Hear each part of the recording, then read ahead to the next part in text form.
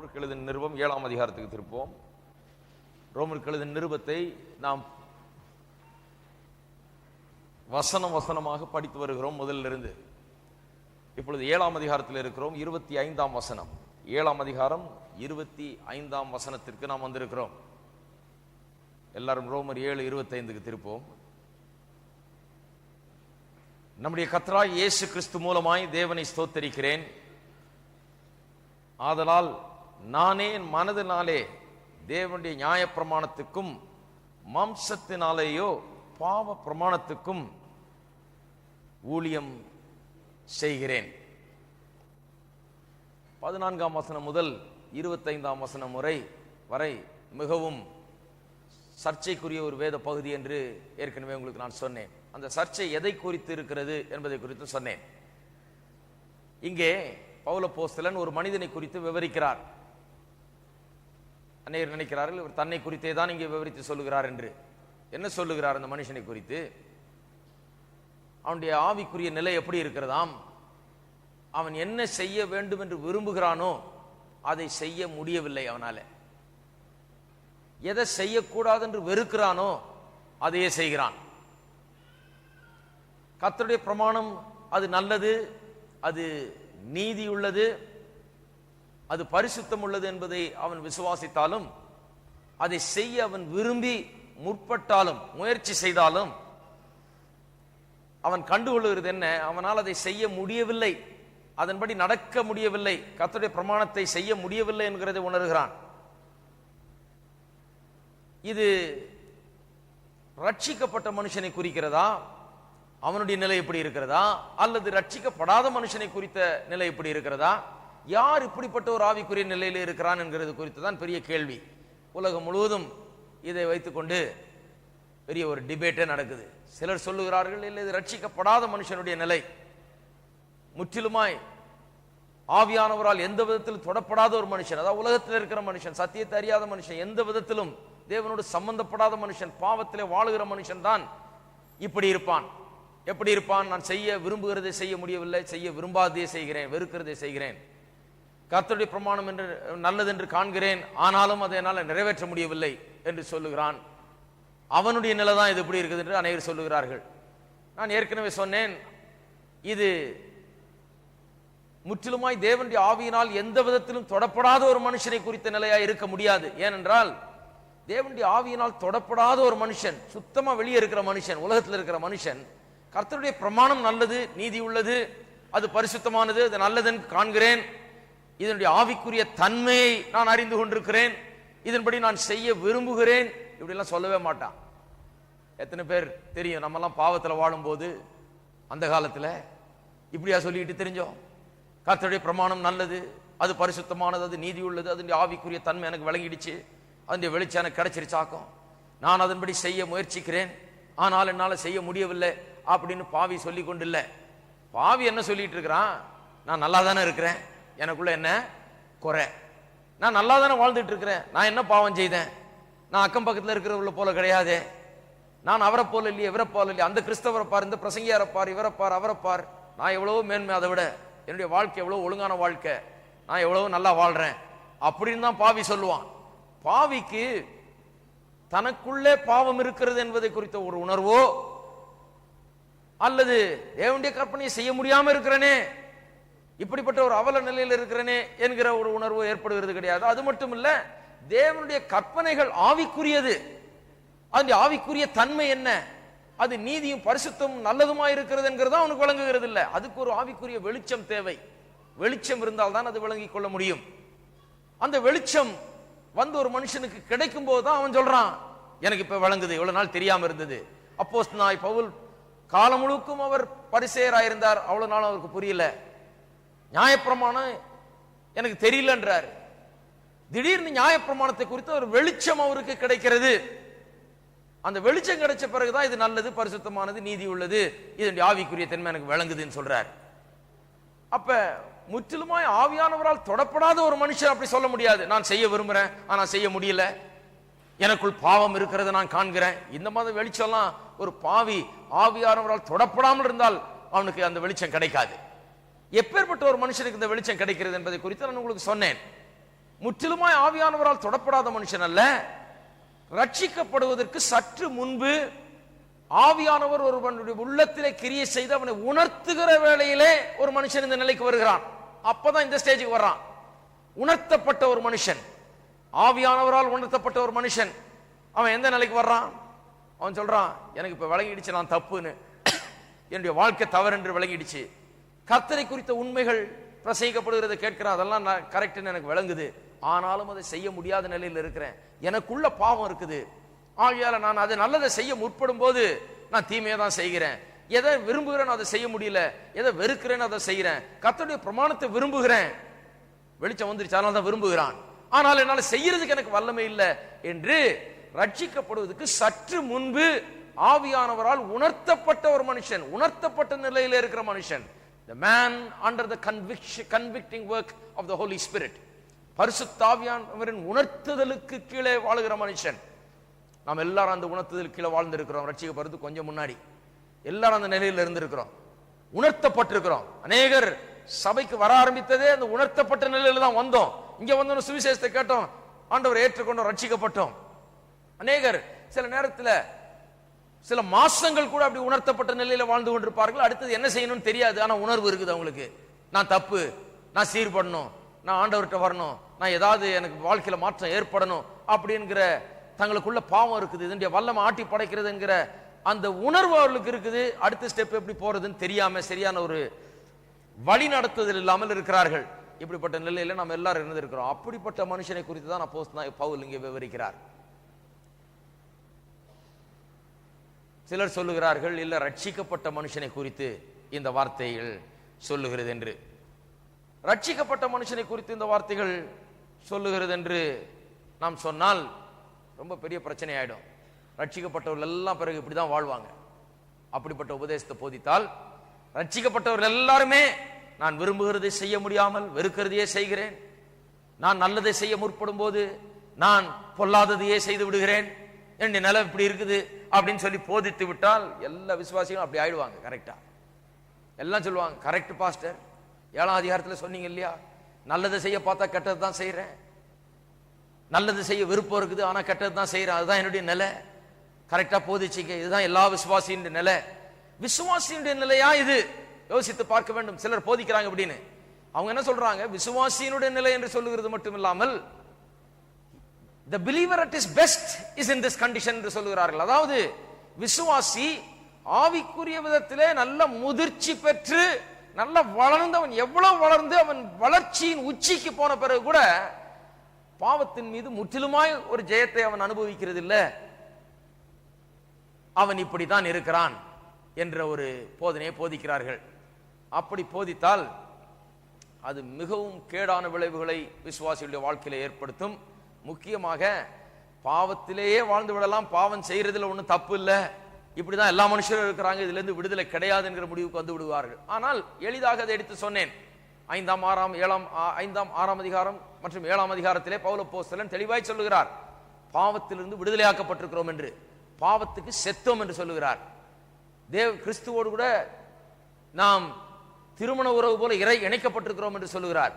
இப்படி பாவத்திலிருந்து நாம் எப்படி துண்டிக்கப்பட்டோம் என்பதை திட்டவட்டமாக 5, 6, 7 அதிகாரத்தில் தெளிவா போதிச்சிட்டாரு. பாவத்துக்கு நமக்கு சம்பந்தம் இல்லை, எப்படி ஒரு பழைய வாழ்க்கை ஒழிஞ்சு புது வாழ்க்கை ஆரம்பிக்கிறோமோ அப்படி நாம் ஆரம்பித்திருக்கிறோம் என்று அந்த விதத்தில் அப்போஸ்தலனாகிய பவுல் தெளிவாய் போதிக்கிறார். பாவம் இனி உங்களை ஆளக்கூடாது என்று போதிக்கிறார் திட்டவட்டமா. அப்படி இருக்கும்போது விசுவாசி தான் நான் விரும்புகிறதை செய்ய முடியாம இருக்கிறேன், விரும்பாததையே செய்கிறேன் அப்படின்னு சொல்றான்னு சொன்னோம் என்றால் அப்ப பாவம் அவனை இன்னும் ஆண்டு கொண்டிருக்கிறது என்று அர்த்தமாகி விடுகிறது அல்லவா? ஆகையால் தான் சொல்லுகிறோம் அப்படி கிடையாது என்று. இதுல என்ன பிரச்சனை என்றால், அப்படி போதிக்கிறவர்கள் சில வேத வசனங்களை எடுத்து வைத்துக் கொண்டு, இங்க பாருங்க 7ஆம் அதிகாரம் மட்டும் இல்ல, இன்னும் மற்ற இடத்துல எல்லாம் சொல்லி இருக்குது, பவுல் அப்போஸ்தலன் போதிக்கிறாரு, விசுவாசியின் நிலைதான் இது அப்படின்னு சொல்லி மற்ற வசனங்களை வைத்து போதிக்கிறார்கள். இன்றைக்கு அந்த மற்ற வசனங்களை அவர்கள் எந்த வசனங்களை எல்லாம் எடுத்து வைத்துக் கொண்டு இது விசுவாசியை குறித்து தான் போதிக்கிறது, விசுவாசியின் நிலைதான் இது, அவனுக்கு பாவத்திலிருந்து விடுதலையே கிடையாது, அவன் சாகும் வரை பாவத்திலிருந்து விடுதலையே கிடையாது, அவன் பாவத்தின் பாவத்தின் அடிமைத்தனத்திலே ஆளுகை கீழாக தான் வாழ வேண்டும் என்று போதிக்கிறாங்க பாருங்க. அதுக்கு வசனங்கள் உபயோகப்படுத்துறாங்க. அந்த வசனத்தெல்லாம் ஒன்றொன்றா எடுத்து இன்றைக்கு அது அப்படி அல்ல என்பதை தெளிவாக காண்பிக்க விரும்புகிறேன். இப்படிப்பட்ட ஒரு சிக்கலான ஒரு வேத பகுதியை நாம் வியாக்கியானம் பண்ணும்போது அந்த ஒரு வேத பகுதியை மட்டும் வைத்து வியாக்கியானம் பண்ணுவது நல்லதல்ல. வேதத்தின் முழுமையான வேத புஸ்தகத்தையே நாம் பார்க்க வேண்டும். வேதத்தின் பலவிதமான போதனைகளை கவனிக்க வேண்டும். இதற்கு ஆதாரமாக அல்லதுக்கு இதற்கு எதிராக சில காரியங்கள் சொல்லப்படுகிறதா, அது உண்மையா, அப்படிதான் இருக்குதா, இது உண்மையா அல்லது இதுக்கு இது வேற கருத்து இருக்கிறதா என்பதை மற்ற வசனங்கள் மூலமாக ஆராய வேண்டும். அதன் பிறகுதான் முடிவுக்கு வர வேண்டும். ஒரு வசனத்தை கொண்டு ஒரு உபதேசத்தை போதித்தால் அப்படிதான் எல்லா கள்ள உபதேசங்களும் இந்த உலகத்துக்குள்ள வந்தது. கள்ள உபதேசிகள்லாம் வசனம் இல்லாம இல்ல, ஒரு வசனத்தை வச்சுதான் போதிக்கிறாங்க. அவங்க பிரச்சனை என்ன, முழு வேதத்தையும் அவர்கள் கணக்கில் எடுத்துக்கொள்கிறது இல்ல. கர்த்தர் சொல்லுகிற அத்தனை காரியங்களை ஆலோசனைகளை அவர் எடுத்துக்கொள்கிறது இல்லை. ஏதோ ஒரு வசனத்தை வைத்து அந்த வசனத்தின் வைத்துக் கொண்டு இந்த வசனம் எப்படி சொல்லுது, ஆகையால் இதை சொல்றேன்னு சொல்லிட்டு அப்படி போயிடுறாங்க. ஆகையால் மற்ற வசனங்களை நாம் பார்ப்போம். இதற்கு ஆதாரமாக, அதாவது விசுவாசியை குறித்து தான் இப்படி பவுல் அப்போஸ்தலன் சொல்லுகிறார். இன்னும் கேட்டால் அவர் தன்னை குறித்தே சொல்லுகிறார். அவருடைய வாழ்க்கை அப்படி இருக்குது. யாரு? அப்போஸ்தலன் பவுலுடைய வாழ்க்கை. இத்தனை நிருபங்களை எழுதினவர், இவ்வளவு சபைகளை ஸ்தாபித்தவர், இப்பேற்பட்ட ஒரு தேவனுடைய மனுஷன் அவரே சொல்றாரியா, நான் விரும்புகிறதை செய்ய முடியவில்லை, நான் விரும்பாததையே செய்கிறேன், வெறுக்கிறதை செய்கிறேன், எப்பெல்லாம் நல்லதை செய்யணும்னு நினைக்கிறேன் அப்பதான் கெட்ட தீமையே நான் செய்கிறேன், எனக்குள் பாவம் குடிகொண்டிருக்கிறது. பாவம் ஒரு பிரமாணத்தை போல, போன வாரம் சொன்ன இல்லையா, ஒரு பிரமாணத்தை போல, like a law it is working in me, ஒரு பிரமாணத்தை போல எனக்குள் வேலை செய்து கொண்டிருக்கிறது. அபாண்டம். கொஞ்சம் யோசித்து பாருங்க. பவுல் அப்போஸ்தலன் அப்படி சொல்றாரா? நல்லது செய்ய முடியல, தீமையே செய்யறேன், செய்ய நினைச்சதை செய்ய முடியல, செய்ய இருக்கிறதையே செய்யறேன், எனக்குள்ள பாவம் குடி கொண்டிருக்கிறது. என்ன விசுவாசி இவரு? பாவம் எனக்குள்ள வேலை செய்துக்கிட்டே இருக்குது, என்னை விட மாட்டேங்கிறது, நான் அதனுடைய அடிமைத்தனத்திலிருந்து விடுதலை ஆகவில்லை. பாருங்கள், விசுவாசி பாவத்திலிருந்து விடுதலையாக்கப்பட்டிருக்கிறான் என்பதில் சந்தேகமே இருக்கக்கூடாது. பாவத்திலிருந்து விடுதலையாக்கப்பட்டிருக்கிறான்றதுல சந்தேகம் இருந்ததுன்னா தொலைஞ்சோம். அப்புறம் பாவத்திலிருந்து விழவே முடியாது. நிறைய பேர் பாருங்க, இன்றைக்கு சிலர்லாம் ஊர் முழுக்க விசுவாசிகள் மத்தியிலிருந்து பிசாசை ஓட்டிட்டு இருக்கிறாங்க. என்னன்னு கேட்டா சொல்றாங்க, விசுவாசிகள்லாம் ஒரு பிசாசு பிடிச்சிருக்கு, உனக்கு இந்த பிசாசு, அவருக்கு இந்த பிசாசு, இந்த அம்மாவுக்கு இந்த பிசாசு, அந்த குடும்பத்தில் இந்த பேய், இந்த வாழ்க்கையில இது இருக்குது அப்படின்னு சொல்லி எல்லா விசுவாசியும் பிடிச்சி உனக்குள்ள இந்த ஆவி இருக்கு, அந்த ஆவி இருக்கு, அந்த பிசாசு இருக்கு, இந்த பிசாசு இருக்குன்ட்டு பிசாசை ஓட்டி கொண்டிருக்கிறாங்க விசுவாசிகளை வச்சுக்கிட்டு. பெரிய விடுதலையின் ஊழியம். இவர்கிட்ட 4 பிசாசு இருந்தது, அதை துரத்தினேன், அங்க 6 பிசாசு இருந்தது, இதை துரத்தினேன். எல்லாம் விசுவாசிங்க. பாருங்க, ரொம்ப வருத்தமான ஒரு காரியம்.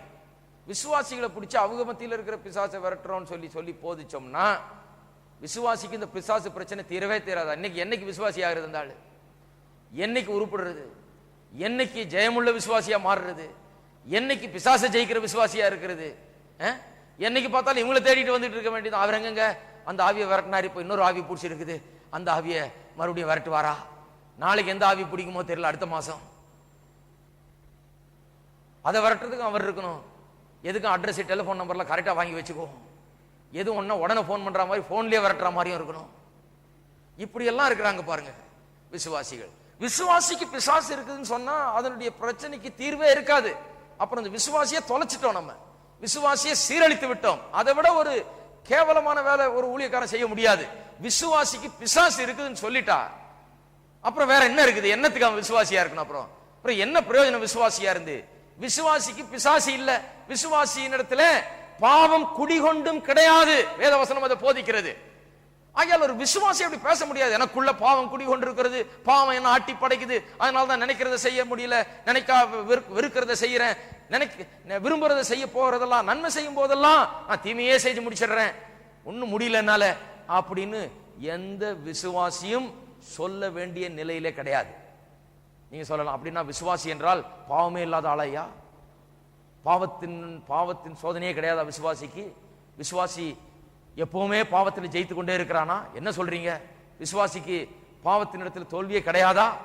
அப்படிதான் சொல்றீங்களா? அல்லது பாவமே அவன்கிட்ட வர்றதில்லை, பாவமே அவனோட சம்பந்தப்படுகிறது இல்லை என்று சொல்லுகிறீர்களா? நல்லா கவனிக்கணும். ரட்சிக்கப்படுவதற்கு முன்பதாக விசுவாசி பாவத்தின் அடிமைத்தனத்தில் இருக்கிறான், அதனுடைய அடிமையாக இருக்கிறான், அதற்கு கட்டுப்பட்டவனாக அதனுடைய வல்லமையின் மாட்டிக்கொண்டு சிக்கி தவித்துக் கொண்டு ஒன்று செய்ய முடியாதவனா இருக்கிறான் பாவியா இருக்கும் போது. ரட்சிக்கப்பட்ட உடனேயே, விசுவாசியாக மாறின உடனேயே ஒரு பெரிய வித்தியாசம் என்ன? அந்த பாவத்துக்கு இப்ப அவன் அடிமை கிடையாது. உள்ளே குடிகொண்டிருந்த பாவம் இப்பொழுது நீங்கி உள்ளே ஆவியானவர் வந்து குடிகொண்டிருக்கிறார். இப்பொழுது பாவம் அவனை சோதிக்குதா? சோதிக்குதுதான். பாவம் வருதா அவன்கிட்ட? வருது. பாவம் அவனை சந்திக்குதா? சந்திக்குது. பாவம் அவனை இழுக்க பாக்குதா? ஆமா செய்யுது. இல்லன்னு சொன்னா நம்ம பொய் சொல்லுகிறவர்களா இருப்போம். நல்லா பாருங்க, இல்லன்ற மாதிரி பார்க்காதீங்க. எனக்கு அது பிரச்சனையே கிடையாது, எல்லாருக்கும் தெரியும் இருக்குது.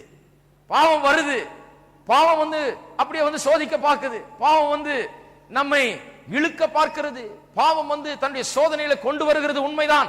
ஆனால் இன்றைக்கு நான் அன்றைக்கு இருந்த நிலையில இல்ல. எந்த நிலை? அடிமைத்தனத்தின் நிலையில இல்ல. அது கழுத்தை பிடிச்சி இழுத்துட்டு போக நான் பின்னாலேயே போற நிலையில கிடையாது.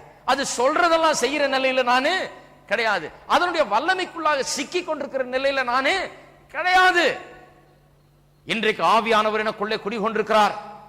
இந்த ஆவியானவர் இந்த பாவத்தின் மீதும் பிசாசின் மீதும் பேயின் மீதும் ஜெயத்தை தருகிறார்.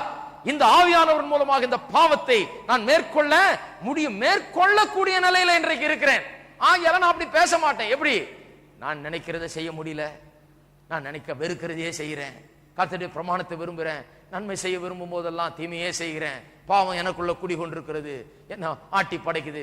விசுவாசி அப்படி பேசவே மாட்டான். விசுவாசி என்ன சொல்லுவான்? எனக்குள்ள ஆவியானவர் குடிகொண்டிருக்கிறார், பாவம் என்னை விட்டு நீங்கி போயிட்டு, பாவ பாரங்கள் நீங்கி போயிட்டு, நான் பாவத்துக்கு அடிமை இல்லை, பாவத்துக்கு செத்தவன், நான் புதிய வாழ்க்கையில நுழைந்து இருக்கிறேன், ஆவியானவர் எனக்குள்ள இருக்கிறார்.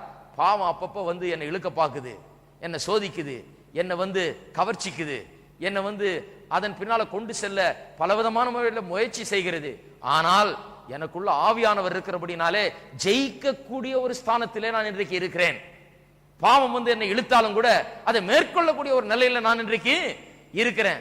பாவம் வந்து என்ன சந்திச்சாலும் அதை எட்டி வச்சு போன்னு சொல்ற நிலையில அதிகாரத்தோடு நான் இருக்கிறேன். அடிமைத்தனத்துல இல்ல, ஐயோ நான் செய்ய முடிஞ்சதை செய்ய விரும்புறதை செய்ய முடியலையே அப்படின்னு சொல்ற நிலையில நானே கிடையாது. விசுவாசி அப்படி சொல்வதில்லை. இருக்கீங்களா? ஒரு ஆமென் சொல்லுங்க. விசுவாசியினுடைய நிலை என்னன்னு புரிஞ்சுக்கணும். இது சரியா தெரியலன்னா விசுவாசியும் பாவியை போலவே இருப்பாங்க. பாவிக்கும் விசுவாசிக்கும் வித்தியாசமே தெரியாது. நிறைய இருக்காங்க அப்படி உலகத்துல. ஏன்னா சத்தியம் தெரியாமல், சத்தியம் விளங்காமல் அப்படி இருக்கிறார்கள். ஆகையால் இன்றைக்கு அந்த மற்ற வசனங்கள் எல்லாம் கொஞ்சம் கவனிப்போம். மற்ற வசனங்கள் எல்லாம் கவனிக்கும் போது இன்னும் நமக்கு ரொம்ப தெளிவாக இந்த காரியங்கள் நமக்கு விளங்கும். இந்த மற்ற வசனங்களை 2 கேட்டகரிஸ் அல்லது 2 குழுவாக பிரிக்க போகிறோம். ஒன்று வந்து ஒரு விதம் வந்து சில ஒரு 2-3 வசனங்கள், அது முதல் விதம். அது என்ன விதம் என்று சொன்னால், அங்கே வந்து ஒரு போராட்டத்தை குறித்து பேசுகிறது. மனுஷனுக்குள்ளே ஏற்படுகிற ஒரு போராட்டம். அந்த போராட்டத்தை குறித்து பேசுகிறதுனாலே அவங்க என்ன சொல்றாங்க பாருங்க, அதே போராட்டம் தான் ரோமர் 7 பேசியிருக்குது. ரோமர் 7 அப்போஸ்தலனாகிய பவுல் சொல்லுகிறார், என்னுடைய மனதின் பிரமாணம், என் மனதில் தேவனுடைய பிரமாணத்தை நான் விசுவாசிக்கிறேன், அதை செய்ய விரும்புகிறேன். ஆனால் என்னுடைய சரீரத்தில் அவயவங்களில் இன்னொரு பிரமாணம் இருக்குது. இந்த 2 பிரமாணமும் ஒன்னுக்கு ஒன்று எதிராக போராடி கொண்டிருக்கிறது அப்படின்னு அவர் சொல்றார். அது போலவே சில வசனங்கள் இருக்கிறது. முதலாவது வசனத்துக்கு திருப்போம். கலாத்தியர் 5ஆம் அதிகாரம் 17ஆம் வசனம். ஏன் சொல்லுகிறேன் என்றால், இதெல்லாம் சிலர் சொல்லுவாங்க அது தப்புங்க, அது விசுவாசியை பற்றி தான் பேசுது, விசுவாசினா அப்படிதான் இருக்கிறான் அப்படின்னு சிலர் உங்கள்கிட்ட சொல்லுவாங்க. ரோமர் 7 நீங்க கேட்டுட்டு போய் யார்கிட்டயே சொல்ல ஆரம்பிச்சீங்கன்னா இப்படி எல்லாம் சொல்லுவாங்க. இதுல தெளிவு இருக்கணும். தெளிவு இல்லைன்னா ஜெயத்துல நாம் ஜீவிக்க முடியாது, பாவத்தை ஜெயிக்கிறவர்களாய் ஜீவிக்க முடியாது. கலாத்தியர் 5ஆம் அதிகாரம் 17ஆம் வசனம் வாசிப்போம்.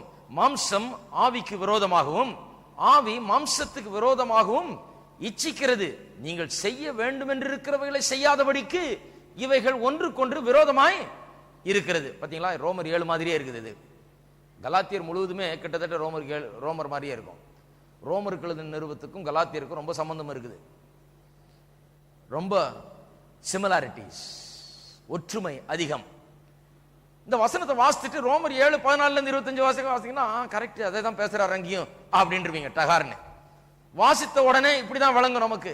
ஆமாமா அதே தான். அது மாம்சம் ஆவிக்கு விரோதமாகவும் ஆவி மாம்சத்துக்கு விரோதமாக இச்சிக்கிறது. நீங்கள் செய்ய வேண்டியது என்னதென்று செய்ய வேண்டும் என்று இருக்கிறவர்களை செய்யாதபடிக்கு இவைகள் ஒன்றுக்கொன்று விரோதமாய் இருக்கிறது என்று வாசித்து விடுவீர்கள்.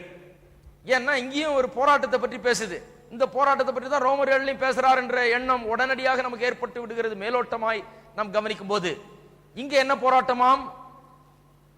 இங்கே மாம்சம் ஆவிக்கு விரோதமாகவும் ஆவி மாம்சத்துக்கு விரோதமாகவும் போராடுகிறது.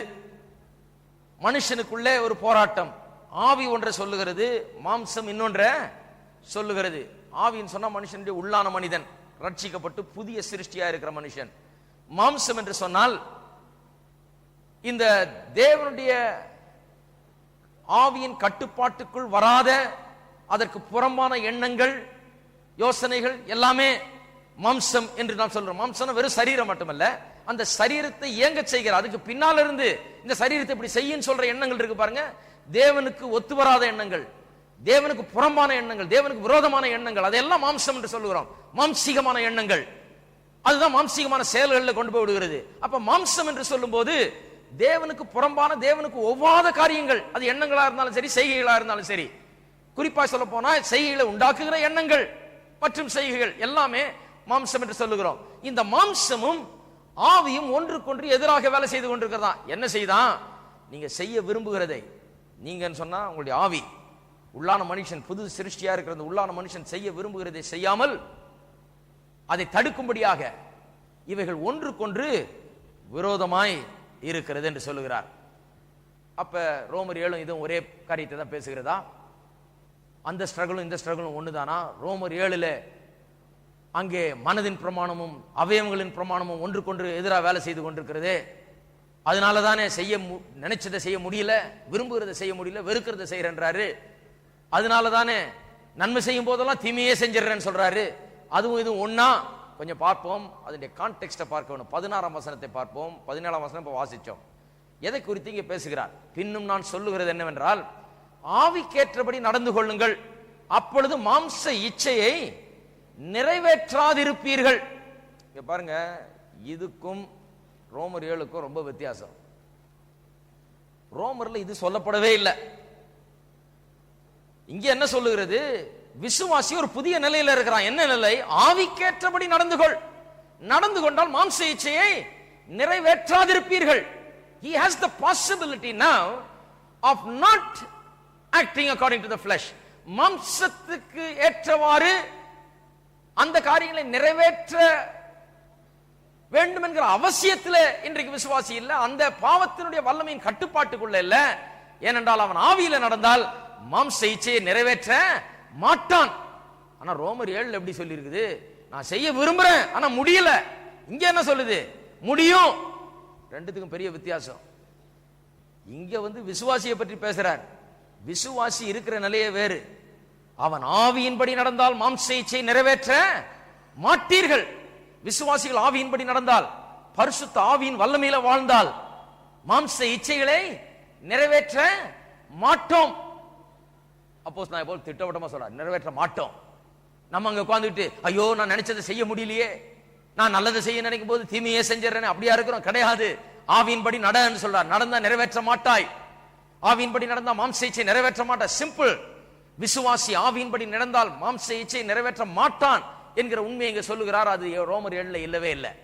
ரோமர் 7 ஆவியின்படி நடந்தா மாம்ச இச்சை நிறைவேற்ற மாட்டான்றது இல்ல. நான் எவ்வளோ முயற்சி பண்ணி பார்க்கிறேன், செய்து தான் பார்க்கிறேன், எவ்வளோ ட்ரை பண்ணி பார்க்கிறேன், ஆனால் என்னால முடியல. தோல்வியை தான் நான் காண்கிறேன். பாவம் எனக்குள் குடிகொண்டிருக்கிறது, நான் அதுக்கு அடிமையா இருக்கிறேன், அது கட்டுப்பட்டிருக்கிறேன் என்கிற நிலை. இது ரெண்டும் வித்தியாசமான ஒன்றை குறித்து பேசுகிறது. ரோமர் 7 ரட்சிக்கப்படுவதற்கு முன்பாக மனுஷன் பாவத்திலே சிக்கி இருக்கிறான்ங்கிறதை உணர்ந்து பேசுகிற ஒரு மனுஷனை குறித்து பேசுகிறது. இங்கே கலாத்தியர் 5 ரட்சிக்கப்பட்ட மனுஷன் அவன் பாவத்தை ஜெயிக்க முடியும்னு சொல்லி இருக்குது. ஆவியின்படி நடந்தால் மாம்ச இச்சைகளை அவன் நிறைவேற்ற மாட்டான் என்று சொல்லி இருக்கிறது. நிறைவேற்ற மாட்டான்னு சொல்லி கேரண்டி கொடுக்கிறார். பாவத்தை செய்ய வேண்டிய அவசியம் இல்லை, பாவம் செய்ய மாட்டான். ஆவியின்படி நடந்தால் பாவத்தை செய்ய மாட்டான் என்கிற கேரண்டியை கொடுக்கிறார். 18ஆம் வசனம் வாசிப்போம். ஆவியினால் நடத்தப்படுவீர்களானால் நீங்கள் நியாயப்பிரமாணத்துக்கு கீழ்ப்பட்டவர்கள் அல்ல. பாருங்க, திட்டவட்டமாக தெளிவாக இங்கே நமக்கு விளங்குகிறது. ரோமர் 7 கலாத்தியர் 5 ஒரே காரியத்தை குறித்து பேசவில்லை. இன்னும் கேட்டால் இதுக்கு அதுக்கு சம்பந்தமே கிடையாது. ரெண்டும் முற்றிலும் வித்தியாசமான காரியத்தை பேசுது. ஏன் சம்பந்தம் இருக்குன்னு நினைக்கிறாங்கன்னு சொன்னா, அங்க ரோமர் 7 மனதின் பிரமாணத்துக்கும் அவயவங்கள்ல ஒரு பிரமாணம் இருக்குது, அந்த பிரமாணத்துக்கும் போராட்டம் நடக்குது. கடைசியில் அந்த அவயவத்தில் இருக்கிற பிரமாணம் தான் மேற்கொள்ளுது, என்னுடைய மாம்சம் தான் மேற்கொள்ளுதுன்னு அங்க அந்த மனுஷன் சொல்லுகிறார். இங்க கலாத்தியர் 7:5 அது போலவே இருக்கிறது போல தெரியுது. ஏன்னா இங்க மாம்சம் ஆவிக்கு விரோதமாகவும், ஆவி மாம்சத்துக்கு விரோதமாகவும். இங்கேயும் 2 பாயிண்ட்டுக்கு நடுவில் சண்டை நடக்குது. ஆவி மாம்சம் இந்த 2த்துக்கு நடுவில் போராட்டம் நடக்குது அப்படின்னு சொல்லும் போது அதுவும் இதுவும் ஒண்ணுதான்ற நிலைக்கு நம்ம வந்து விடுறோம். கிடையாது. அங்க அந்த போராட்டத்தில் எப்பவுமே மாம்சம் தான் ஜெயிக்குது. ரோமர் 7 அதுல விடுதலையே கிடையாது, அதுல ஜெயமே கிடையாது. அங்க சொல்லுகிற அந்த ஆள் அவர் நான் தோல்வியை தான் காணுகிறேன், நான் பாவத்துக்கு அடிமை என்கிறத காணுகிறேன், இதுல இருந்து எனக்கு விடுதலை இல்லை என்று அந்த அவல நிலையை அவன் சொல்லுகிறான். ஆனால் இங்க ஆவியின்படி நடந்தால் மாம்ச இச்சைகளை நிறைவேற்றாதிருப்பீர்கள் என்று திட்டவட்டமாய் சொல்லுகிறார். இங்கே விசுவாசி பாவத்தின் மீது ஜெயத்தை எடுக்கக்கூடிய நிலையில இருக்கிறான் என்பதை குறித்து பேசுகிறார் ஒழிய அங்க ரோமர் 7 பேசுகிறது போல பேசவில்லை. ஆகையால் இது திட்டவட்டமாக நமக்கு ஒன்றை காண்பிக்கிறது, இது விசுவாசியை குறித்த காரியம் அல்ல. அதாவது ரோமர் 7 விசுவாசியை குறித்து நமக்கு சொல்லவில்லை. 24ஆம் வசனத்தை பார்ப்போம். 5ஆம் அதிகாரம் 24ஆம் வசனம். கிறிஸ்துவனுடையவர்கள் தங்கள் மாம்சத்தையும் அதன் ஆசை இச்சைகளையும் சிலுவையில் அறைந்திருக்கிறார்கள். ரோமர் 7 இது கிடையாது. ரோமர் 7 அந்த மனுஷன் என்னுடைய மாம்சத்தையும் அதன் ஆசை இச்சைகளையும் சிலுவையில் அறைந்திருக்கிறேன்னு சொல்லல. அங்க இருக்கிற மனுஷன் என்ன சொல்றாரு? இந்த மாம்ச இச்சை என்ன ஆட்கொள்ளுது, இதை சிலுவையில் இன்னும் அறையல, இது இன்னும் முடிக்கல, நான் இதனுடைய கதை இன்னும் முடிக்காம இருக்கிறது, இதனுடைய வல்லமை கீழே தான் நான் வாழ்ந்து கொண்டிருக்கிறேன், இப்படிதான் நான் இருக்கிறேன்னு சொல்லுகிறார். ஆனால் கலாத்தியர் 5 விசுவாசி அவன் யார்? மாம்ச இச்சைகளை சிலுவையில் அறைந்தவன், ஆசை இச்சைகளை சிலுவையில் அறைந்தவன், அந்த அனுபவத்தை பெற்றவன், தன்னுடைய மாம்ச இச்சைகளை சிலுவையில் அவன் அறைந்திருக்கிறான். ரோமர் 7 இருக்க மனுஷனோ அப்படி செய்யவில்லை. அவன் இன்னும் ரட்சிக்கப்படாதவன். அவன் ஆவியானவரால் தொடப்பட்டு இப்ப பாவம் தனக்குள்ள இருக்கிறது, இதனுடைய வல்லமைக்குள்ள நான் வாழுகிறேன் என்கிற ஒரு உணர்வுக்குள்ள வந்திருக்கிறான், அவ்வளவுதான். ஆனால் அவன் விசுவாசி அல்ல. ஆக இந்த கலாத்தியர் 5ஆம் அதிகாரத்தை அநேகர் எடுத்து வைத்துக் கொண்டு இது விசுவாசியை பற்றி தான் பேசுது, ரோமர் 7 விசுவாசியை பற்றி பேசுது என்று சொல்லுகிறது தவறு. இன்னொரு வசனத்துக்கு திருப்போம். 1 கொரிந்தியர்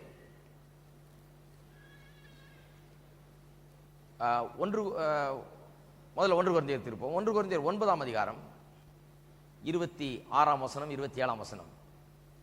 ஆதலால் நான் நிச்சயமில்லாதவனாக ஓடேன், ஆகாயத்தை அடிக்கிறவனாய் சிலம்பம் பண்ணேன், மற்றவர்களுக்கு பிரசங்கம் பண்ணுகிற நான் தானே ஆகாதவனாய் போகாதபடிக்கு என் சரீரத்தை ஒடுக்கி கீழ்ப்படுத்துகிறேன். இதை வாசித்துட்டு என்ன சொல்றாங்க பாத்தீங்களா? இதாங்க ரோமர் 7 பிரச்சனை தான் இது. ரோமர் 7:14 25 பிரச்சனை தான். செய்ய நினைக்கிறத செய்ய முடியல, வெறுக்கிறதையே செய்கிறேன், நன்மை செய்ய விரும்போதெல்லாம் தீமையே செஞ்சிடறேன், பாவம் எனக்குள்ள கூடி கொண்டிருக்குது, பெரிய போராட்டமா இருக்குது, இந்த பாவத்திலிருந்து ஜெயமே கிடையாதா அப்படின்னு அப்போஸ்தலன் பவுல் அங்க அழுகிறாரு. அதே தான் இங்கேயும் சொல்றாரு. இங்க என்ன சொல்றாரு? மற்றவர்களுக்கு பிரசங்கம் பண்ணுகிற நான் தானே ஆகாதவனை போகாதபடிக்கு என் சரீரத்தை ஒடுக்கி கீழ்ப்படுத்துகிறேன். பாத்தீங்களா, அந்த போராட்டம் இருந்துகிட்டே இருக்குது. அதே போராட்டம் தான் இதுன்னு சொல்றாங்க. கிடையாது, பெரிய வித்தியாசம் இருக்குது. அங்கே அந்த மனுஷனுடைய போராட்டம் என்ன? நான் செய்ய விரும்புறதை செய்ய முடியல, ஒரு தடவை கூட சரியா வரல, அது வெறுக்கிறதே செய்கிறேன், நன்மை செய்யும் போதெல்லாம் தீமையே செய்ய வருது, எனக்கு பாவம் எனக்குள்ள குடிகொண்டிருக்குது, பாவத்தின் வல்லமை ஆட்டி படைக்குது, ஜெயமே எனக்கு இல்லைன்றாரு. இங்க என்ன சொல்றாரு? நான் பிரசங்கம் பண்ணுகிற நான் ஆகாதவனை போகாதபடிக்கு, என்னுடைய வாழ்க்கையே கெட்டு போய் நானே பாவத்தில் ஜீவித்து நானே கெட்டு போகாதபடிக்கு என் சரீரத்தை ஒடுக்கி கீழ்ப்படுத்துகிறேன். இங்க முடியுது இவருக்கு. இவர் வேறங்க இருக்கிறீங்களா? இங்க விசுவாசி தன்னுடைய நிலையை விளக்குகிறார். விசுவாசி எங்க இருந்துட்டு ஐயோ என்னால முடியல, பாவத்தை மேற்கொள்ள முடியல, நான் செய்ய நினைச்சதை செய்ய முடியல, வெறுக்கிறதையே செய்யறேன், எனக்கு வல்லமையே இல்லை, இந்த பாவத்திலிருந்து விடுதலையே கிடையாதான்னு சொல்லல. இவர் சொல்றார், என்னுடைய சரீரத்தை நான் ஒடுக்குகிறேன். அது கீழ்ப்படியுது, ஒடுக்க முடியுது, செய்ய முடியுது, பாவத்தை மேற்கொள்ள முடியுது. இது வேற மனுஷன், இது விசுவாசி. ஒவ்வொரு விசுவாசியின் நிலையும் இதுதான். உங்களுடைய நிலையும் என்னுடைய நிலையும் இதுதான். ஆவியில நடந்தால் மாம்ச இச்சைகளை நிறைவேற்ற மாட்டோம். நாம் இன்றைக்கு பாவத்துக்கு அடிமைகளா இல்ல, அப்ப அடிமைகளா இருந்தோம். அப்ப சொல்லிட்டு இருந்தோம் ஐயா என்ன செய்தாலும் முடியவே இல்லைன்னு. இப்ப அந்த நிலையில இல்ல, பாவத்தை மேற்கொள்ள முடியும், ஆவியில நடக்க வேண்டும், பரிசுத்த ஆவியானுடைய வல்லமையில வாழ வேண்டும். அப்பொழுது நாம் மாம்ச இச்சைகளை நிறைவேற்ற மாட்டோம். அன்றைக்கு நாம் கதறினது போல இன்றைக்கு கதறுகிறது இல்ல. ஐயோ என்னால முடியலையே, பாவம் என்னை ஆட்கொண்டு கொண்டிருக்கிறது என்று நாம் கதற மாட்டோம். இன்றைக்கு என்ன சொல்லுவோம்? நான் என் சரீரத்தை ஒடுக்கி கீழ்ப்படுத்துகிறேன், அதை ஒடுக்கி நான் கீழ்ப்படுத்துகிறேன், அது எனக்கு கீழ்ப்படுகிறது என்று சொல்லுகிறான்.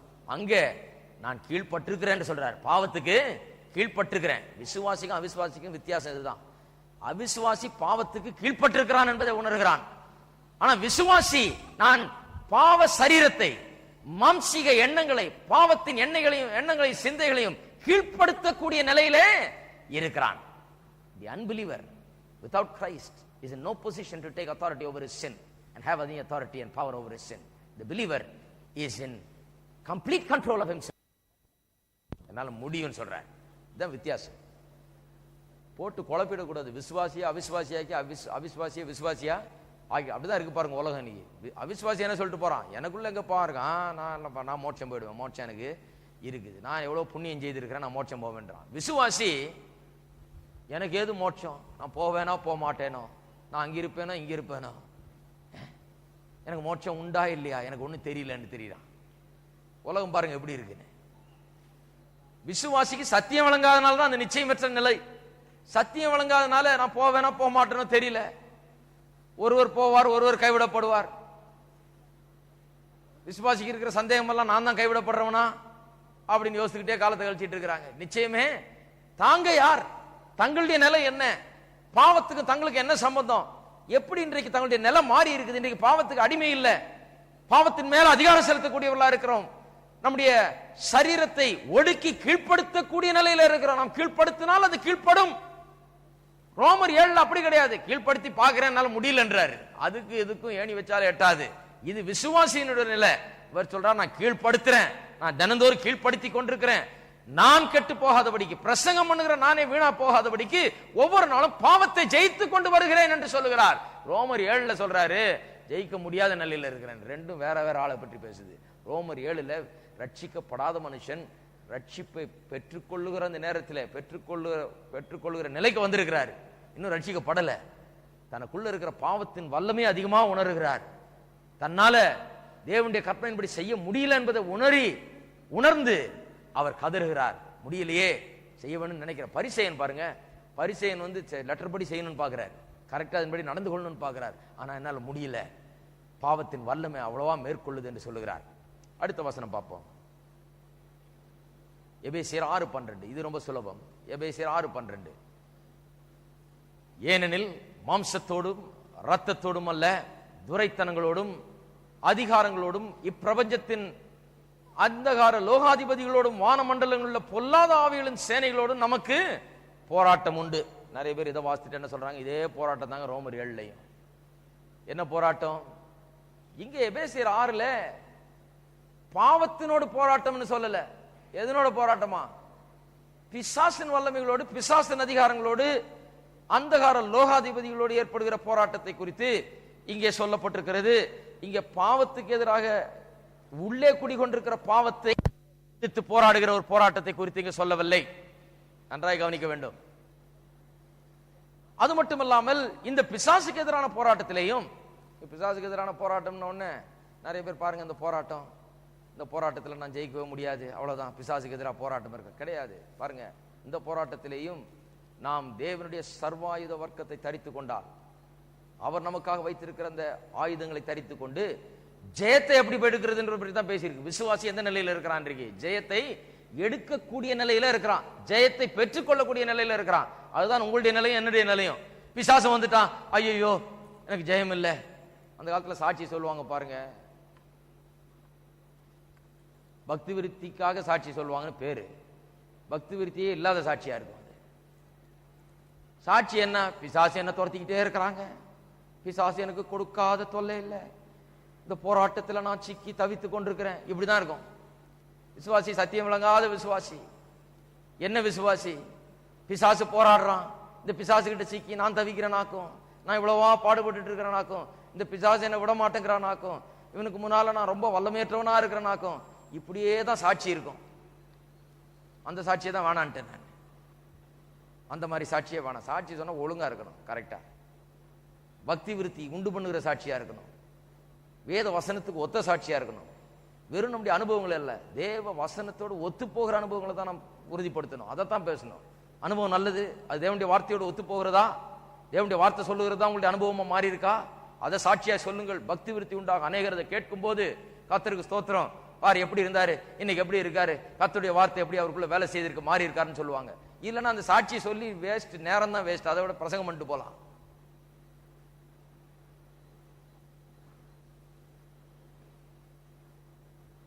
ஒருத்தர் சொல்லுவாரு, ஞாயிற்றுக்கிழமை தோறும் சொல்லுவாரு, அந்த காலத்துல என்னுடைய பிள்ளைகள் எல்லாரும் என்னை கைவிட்டார்கள், எல்லாரும் என்னை தூக்கி எறிந்து விட்டார்கள், எனக்கு யாருமே இல்லை, நிற்கதியற்றவனாய் நான் நிற்கிறேன், ஒருவரும் கிடையாது இந்த உலகத்திலே, ஒன்றும் கிடையாது, தேவனே என்னை கைவிட்டு விட்டார் சொல்லிட்டு எண்ணிப்பார் நீ பெற்ற பாக்கியங்கள் பாட்டு வர பாடுவார். நான் நினைக்கிறது எந்த பாக்கியம், இதுதான் பாக்கியம்ன்றாரா? எல்லாரும் விட்டுட்டாங்க, ஆண்டவரும் விட்டுட்டாருன்றது இது பாக்கியம்னா அப்ப ஆசீர்வாதம் எப்படி இருக்கும்? யோசித்து பாருங்க. எதை என்ன சொல்றோம் என்ற சத்தியம் இல்லாதனால, சத்தியம் உள்ளத்துல இடம் பிடிக்காதனால, சத்தியத்துல வாழாதனால எதையோ ஒண்ணு சாட்சியா சொல்லிட்டு இருக்கிறோம், நம்முடைய அனுபவங்களை வச்சு புலம்பிக் கொண்டிருக்கிறோம். வேத வசனம் சொல்லுகிறது, பிசாசு நமக்கு எதிராக ஒரு போராட்டத்தை ஏற்படுத்துகிறான். இந்த போராட்டத்துக்கு வேண்டிய ஆயுதங்களை தேவன் நமக்கு கொடுத்திருக்கிறார். சொல்லாதீங்க, ஐயோ என் வாழ்க்கையில போராட்டங்க, பிசாசு என் வாழ்க்கையில இவ்வளவா போராடுறான், பேய் பிசாசு தொல்ல, பிசாசு ஆவிகள் இப்படி வேலை செய்யுது, அப்படி வேலை, அதுக்கு ஏத்த ஆயுதங்களை உங்களுக்கு கொடுத்திருக்கிறார். சபைக்கு வசனத்தை கேட்டு வசனத்தினால் போதிக்கப்பட்டால் என்ன ஆயுதம் இருக்குது, இதை எப்படி உபயோகப்படுத்துறது, எப்படி இதை மாற்றுறது, எப்படி போறது, எப்படி பிசாசை விரட்டுறது, எப்படி குடும்பத்திலிருந்து வாழ்க்கையிலிருந்து நம்முடைய தலைவலியிலிருந்து இந்த பிசாசை துரத்தி அடிக்கிறது எப்படி என்பதை புரிந்து கொள்வோம் விசுவாசிகள். இதுக்குதான் சபைக்கு வசனத்தை கேளுங்கன்றது நிறைய பேருக்கு வழங்குறது இல்லை. அவங்க நினைச்சிட்டு இருக்காங்க என்னைய பூஜை பண்றதுக்கு கூப்பிடுறாரு போல, பூசைக்கு கூப்பிடுறாரு. பூசைக்கு கூப்பிடலைங்க, பூசையும் பண்றது இல்லைங்க, பிரசங்கம் தான் பண்றோம். பிரசங்கம் சும்மா அதையும் பண்ணிட்டு இருக்கிறது இல்ல, சத்தியங்களை போதிக்கிறோம். இதை கேட்டா போதும் தெரியும் பிசாசை எப்படி விரட்டுறதுன்னு, எப்படி உங்களுக்கு அதிகாரம் இருக்கிறது என்று வழங்கும், எப்படி நீங்கள் பலவான்கள் என்பது உங்களுக்கு வழங்கும், எந்த நிலையில நீங்க இருக்கிறீங்க என்று வழங்கும், ஆவியில நடந்த மாம்ச இச்சைகளை நிறைவேற்ற மாட்டீர்கள் என்பது உங்களுக்கு வழங்கும். உங்கள் சரீரத்தை ஒடுக்கி நீங்கள் ஒவ்வொரு நாளும் கீழ்ப்படுத்த முடியும் என்பது உங்களுக்கு வழங்க. அப்பா அப்படி பேச மாட்டீங்க, நினைக்கிறத செய்ய முடியல, வெறுக்கிறதே செய்யறேன், இந்த பேச்செல்லாம் வராது. பிசாசு தொல்லை கொடுக்குறான், அந்த பேச்சும் வராது. எந்த பேச்சு வரும்? இந்த பிசாசு வந்தான்னா அதுக்கேற்ற ஆயுதங்களை தேவன் எனக்கு கொடுத்து, அதுக்கு விரட்டுறதுக்கு எல்லா மருந்து மாத்திரை நான் வச்சிருக்கேன். இதுக்கு எங்கேயும் போன் பண்ண வேண்டியதில்லை, யாரையும் போய் அழைக்க வேண்டியதில்லை, இதுக்கு வீட்டை சுற்றி தண்ணி தெளிக்கவும் வேண்டியதில்லை, தண்ணியை புழுங்கவும் வேண்டியதில்லை, தகடு எடுக்கவும் வேண்டியதில்லை, அதை இதை தேடி அலைஞ்சிக்கிட்டு இருக்க வேண்டியதில்லை. அடுப்பாங்கரையில் எங்க தகடு வச்சிருக்காங்க, யாரு எலுமிச்சம்பழத்தை தூக்கி போட்டாங்க, இதெல்லாம் பிரச்சனையே இல்லை. இயேசுவின் நாமத்தில் போ பிசாசுன்னு சொன்னா பிசாசு போறான், அவ்வளவுதான். சத்தியம் தெரியாத விசுவாசிங்க எல்லாம் பண்ணுவாங்க, தகடு எடுப்பாங்க, அங்க போவாங்க, அடுப்பங்கரையில் கூரையில் இது இருக்குதான் அது இருக்குதான், காலடியிலிருந்து மண் எடுத்துட்டாங்களா, எவ்வளவு மண் வேணா எடுத்துக்க, என்ன நல்ல காலை வச்சு அழுத்தி கொடுக்குறேன் வேணா எடுத்துக்க. இயேசுவின் நாமத்துக்கு முன்பாக எதுவும் நிற்க முடியாது. பாருங்க, பிசாசுக்கு எதிராக போராட்டம், அந்த பிசாசுக்கு எதிராக உள்ள போராட்டத்தில் நமக்கு ஜெயிக்கும்படியாக அவர் சர்வாயுத வர்க்கத்தை நமக்கு கொடுத்திருக்கிறார். அவர் சொல்லுகிறார், எபேசியர் 6ல சொல்லப்பட்டிருக்கு, இதெல்லாம் செய்துட்டு ஸ்டாண்ட் இன் தட் ஈவில் டே, அந்த தீங்கு நாளிலே அவைகளை நீங்கள் எதிர்க்கவும் சகலத்தையும் செய்து முடித்தவர்களாய் நிற்கவும். எல்லாரும் சொல்லுவோம், தீங்கு நாளிலே அவைகளை நீங்கள் எதிர்க்கவும் சகலத்தையும் செய்து முடித்தவர்களாய் நிற்கவும் திராணி உள்ளவர்களாகும்படிக்கு தேவனுடைய சர்வாயுத வர்க்கத்தையும் எடுத்துக்கொள்ளுங்கள். ஓடவும் அளவும் அழுது கொண்டே சாட்சி கொடுக்கவும் அங்கே இங்கேயும் போய் தேடவும் அப்படின்னு சொல்லல, நிற்கவும் எதிர்க்கவும் சகலத்தையும் செய்து முடிக்கவும் திராணி உள்ளவர்களா இருக்கும்படிக்கு. திராணி இல்லாத நிலையில கிடையாது, திராணி உள்ளவர்களா இருக்கும்படிக்கு சர்வாயுத வர்க்கத்தை எடுத்துக்கொள்ளுங்கள். விசுவாசி, விசுவாசினா யாருன்னு புரிஞ்சுங்க. எல்லாம் பார்க்கறாள் விசுவாசின்றார். நிறைய பேர் ரட்சிக்கப்பட்டிருக்காங்க, ஆனா அவிசுவாசியை போலதான் வாழ்ந்துட்டு இருக்காங்க. அவங்களே பின்பற்றிட்டு ஆனா பின்னாடியே போக கூடாது. தகடு எடுக்கிறாங்களாங்க, அதை சரி பண்றாங்களாம், தண்ணி தெளிக்கிறாங்களாம், இவ்வளவு பெரிய சத்தியம் இருக்கும்போது அது பின்னால் ஏன் போறீங்க? இந்த சத்தியத்தை அறிந்து கொண்டால் ஜெயம்தான், வெற்றிதான். அடுத்த கேட்டகரிக்கு போவோம். இப்போ முதல்ல இந்த விதமான கேட்டகரி, ஒரு போராட்டம் இருக்குது. இதெல்லாம் போராட்டம்லாம் 7ஆம் அதிகாரத்தை பற்றி தான் பேசுது, ரோமர் 7 பற்றி தான் பேசுறான். கிடையாது. எபேசியர் 6 ரோமர் 7க்கு சம்பந்தமே கிடையாது. எபேசியர் 6 பிசாசுக்கு எதிராக இருக்கிற போராட்டத்தை குறித்து பேசுகிறது. அதுலயும் ஜெயம் இருக்குதுன்னு சொல்லுது. ஆனா ரோமர் 7 பாவத்துக்கு எதிராக இருக்கிற போராட்டம், உள்ளே குடிகொண்டிருக்கிற பாவத்துக்கு எதிராக போராட்டம், அதுல ஜெயமே இல்லை அப்படின்னு சொல்லுது. ரெண்டும் முற்றிலும் வித்தியாசமான காரியங்கள். இப்பொழுது திருப்பவும் ரோமர் 8ஆம் அதிகாரம் 23ஆம் வசனம். ரோமர் 8ஆம் அதிகாரம் 23ஆம் வசனம்.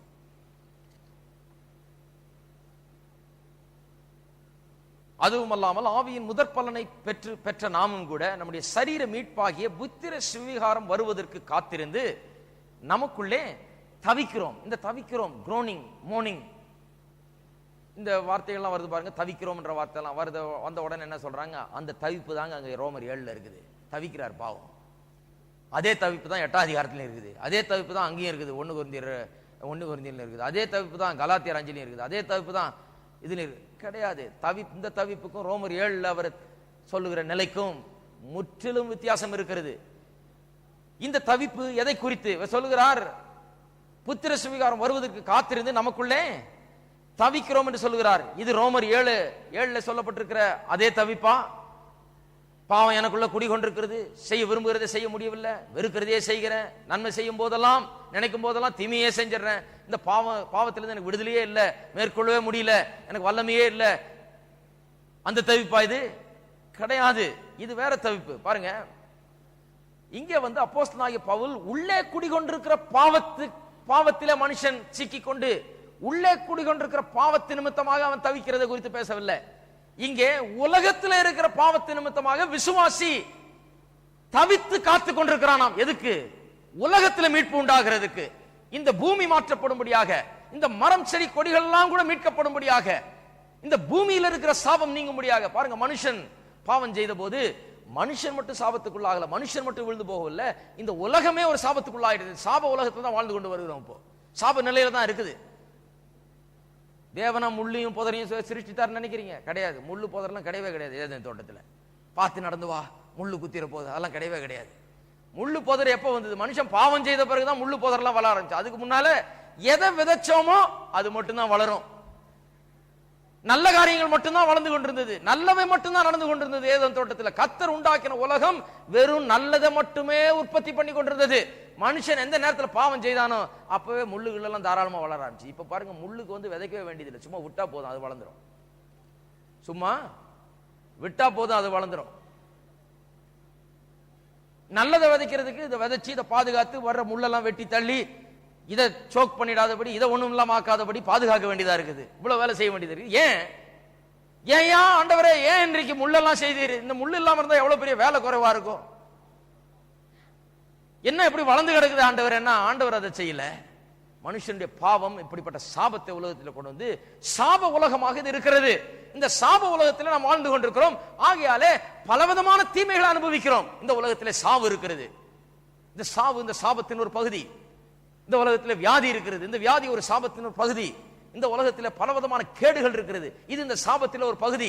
இந்த உலகத்தில் பலவிதமான பிரச்சனைகள், தீமைகள், கொலைகள், பலவிதமான வெறுப்புகள், பகைகள், இவ்வளவு தீமைகள் பிசாசின் உலகமாக இது இருக்கிறது. ஏன்? இது சபிக்கப்பட்ட நிலையில் இருக்குது. இதுக்கு நடுவில் விசுவாசிகளாகிய நாம் இருந்து கொண்டு தவிக்கிறோமா? என்னத்துக்கு தவிக்கிறோம்? என்னத்தை ஏங்கி தவிக்கிறோம்? புத்திர சுவிகாரம் வர காத்திருந்து நமக்குள்ளே தவிக்கிறோம். இன்னும் கேட்க போனா நாம மட்டும் தவிக்கலையா, இந்த சிருஷ்டியை தவிக்கிறது என்று அடுத்த 18ஆம் வசனத்திலிருந்து சொல்லுகிறார். 17ஆம் வசனத்திலிருந்து பாருங்க. 17ஆம் வசனத்திலிருந்து வாசிப்போம். நாம் பிள்ளைகளானால் சுதந்திரமாமே, தேவனுடைய சுதந்திரம், கிறிஸ்துவுக்கு உடன் சுதந்திரமாமே, கிறிஸ்துவுடனே கூட நாம் மகிமைப்பட்டு படும்படிக்கு அவருடனே கூட பாடுபட்டால் அப்படியாகும். அவருடனே கூட பாடுபட்டால் அப்படி ஆகும். அவருடனே கூட பாடுபட்டால் நம்ம என்ன சிலுவைக்கு போக போறோமா? இல்ல அவர் பட்ட பாடுபட போறோமா? கிடையாது. அவருடனே பாடுபட்டோம் என்று சொன்னால் அவர் எப்படி பாடுபட்டார்? இப்படி ரோமர் 7க்கும் எதுக்கு சம்பந்தம் இருக்கு என்று சொல்லுகிறவர்கள், ரோமர் 7 பாவத்தை குறித்து பேசுது. உள்ள இருக்கிற பாவத்து நிமித்தமாக மனுஷன் படுற பாடு, அதுல இருந்து மீள முடியாம படுற பாட குறித்து பேசுது. அப்படி பார்த்தா இங்க இயேசு என்ன பாவத்தை குறித்தா பாடுபட்டார்? பாவம் உள்ள இருந்து அவருக்குள்ள இருந்து அவர் ஆட்கொண்டு கொண்டிருந்ததா? கிடையாது. இங்கே சொல்லப்படுகிற காரியங்கள் நாம் இயேசுடனே கூட படுகிற பாடை குறித்து சொல்லப்பட்டிருக்கிறது. இயேசு பாவத்தில சிக்கி தாவிக்கல, இயேசுக்குள்ள பாவம் குடிகொண்டு இல்ல, இயேசு பாவத்தின் அடிமைத்தனத்தில் இல்ல. அப்படியானால் எப்படிப்பட்ட பாடுகளை இயேசு பட்டார்? இந்த பொல்லாத உலகத்திலே, தீய உலகத்திலே வாழ்ந்தவர், தீய ஜனங்கள் மத்தியிலே, தீய உலகத்திலே பலவிதமான கொடுமைகளை அனுபவித்தார். அந்த பாடை தான் நாம் இன்றைக்கு அனுபவிச்சிருக்கோம். நம்ம பாடு என்னங்க? நம்ம பாடு என்ன? விசுவாசியினுடைய பாடு என்ன? இயேசு அனுபவித்தார் பாருங்க. நன்மை செய்யும் போது அதற்காக அவர் குற்றம் கூறப்பட்டார். தீமையே செய்யாத அவர் இந்த உலகத்திலே அவர் குற்றஞ்சாட்டப்பட்டு சிலுவையில் அறையப்பட்டார். அப்படிப்பட்ட பாடுகள் இந்த உலகத்திலே நாமும் குற்றஞ்சாட்டுகளையும் பலவிதமான பேச்சுகளையும் பலவிதமான நிந்தைகளையும் அவமானங்களையும் சகிக்கிறோம். ஏன்? இந்த உலகம் பொல்லாதது. அப்படிதான் பேசுவாங்க, அப்படிதான் இருப்பாங்க, அப்படிதான் செய்வாங்க. It's a thankless world. தேங்க்னா என்ன, தேங்க்யூனா என்னன்னு தெரியாது, நன்றியா இருக்கணும்னு தெரியாது. இந்த உலகம் அப்படிதான். அது பழக்க வழக்கங்கள் அப்படி, அது தீய குணங்கள் அப்படி, இதனுடைய பொல்லாத எண்ணங்களும் காரியங்கள் எல்லாம் அப்படிதான். அப்படிப்பட்ட உலகத்துல தான் நாம் வாழுகிறோம். எத்தனை பேர் சொல்றீங்க, நான் கூட தவிச்சிருக்கிறேன் உள்ள, அப்படிதான். என்னைக்கு ஆண்டவர் வருவாரு, என்னைக்கு இந்த உலகத்தை மாற்றுவாரு, என்னைக்கு இந்த பிசாசையும் இந்த பிசாசின் பிள்ளைகளையும் அகற்றி போட்டு இந்த உலகத்தை சீர்படுத்துவார்னு தவித்து கொண்டு எல்லாரும் தவிக்கிறோம். சில நேரத்தில் அங்கேயும் இங்கேயும் போய் அலைஞ்சு திரிஞ்சு சில வேலைகள் இந்த உலகத்தில் செய்து முடிக்கிறதுக்குள்ள ஆண்டவரே சீக்கிரம் வாரோம் அப்படின்னு சொல்லியிருக்கீங்களா? நான் எத்தனையோ தடவை சொல்லியிருக்கேன். போதும் ஆண்டவரே, இந்த பொல்லாத உலகத்தில் ஒரு காரியத்தை செய்யறதுக்குள்ள போதும் போதுன்னு ஆயிடுது, நீ சீக்கிரம் வந்தா தேவையில்ல, எல்லாம் முடிஞ்சிடும், இந்த தவிப்பெல்லாம் நீங்க இப்போ அப்புறம் இந்த லஞ்சம் ஊழல் அது இது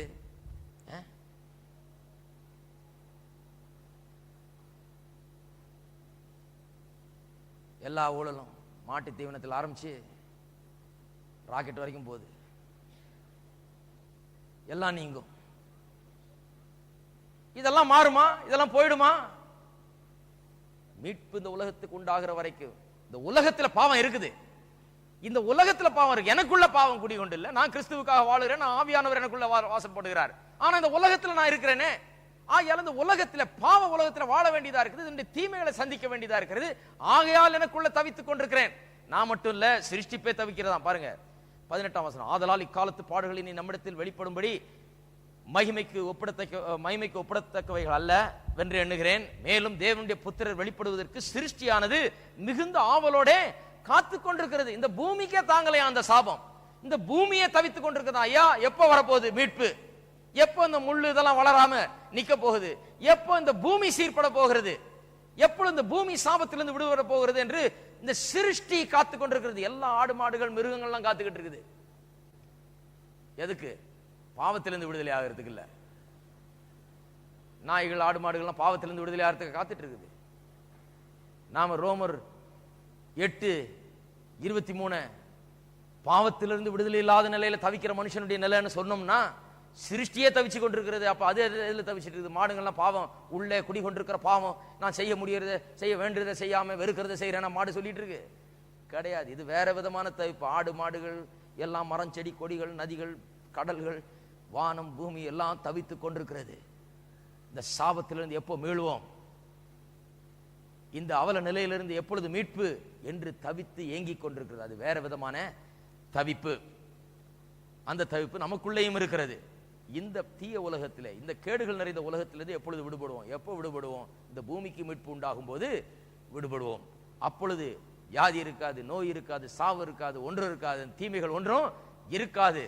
இந்த பூமியே புதுப்பிக்கப்பட்ட பூமியாக, புதிய வானமும் புதிய பூமியும் உண்டாகி அப்படிப்பட்ட ஒரு நிலையில உண்டாகும் என்று வேதம் சொல்லுகிறது. இன்னொரு வசனத்தை பார்ப்போம். 2 கொரிந்தியர் 5